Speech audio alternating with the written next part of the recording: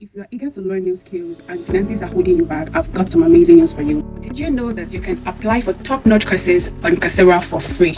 Yes, you heard that right. Education should be for everyone, and today I'll be showing you how to apply for Coursera Financial Aid the easiest way possible. Whether you're looking to boost your career, to switch industries, or you just want to learn something new, stick around and let me walk you through a simple process.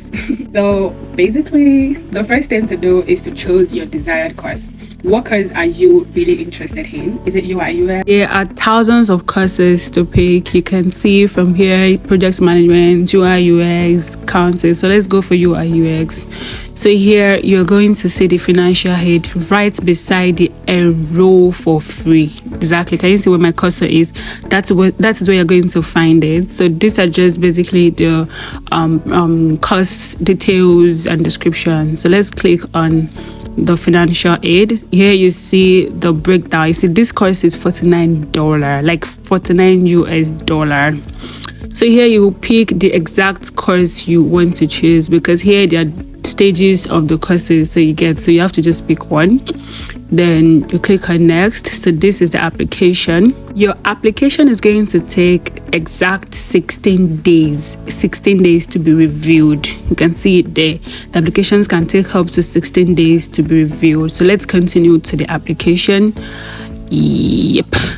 So you see, this is the exact form you are going to fill. You can see your education. It's asking you to fill in your education background, your annual income, your yearly income. You don't need to put the exact thing. You put sure you give Coursera the good, tangible reason for you applying for this course. You can see how much can you pay for your selected course. Is necessarily, you don't necessarily need to like put anything. You can even put $0 there. Then you go to this select. The next section to fill is your goal. How does this course align with your goal?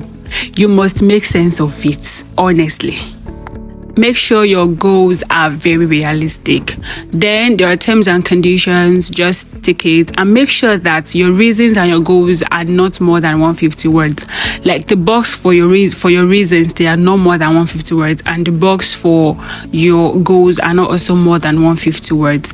Then you make sure that you agree to their terms. You do this robot something, then you review. After review, you submit. That is all. I think it's because I did input for the goal part. That is where this my review button cannot be clicked. So if you need more on this, kindly let me know so that I can create more of these videos for you guys. So I think you guys are able to like learn one or two things on this. So see you guys in my next video. Thanks for watching. Bye.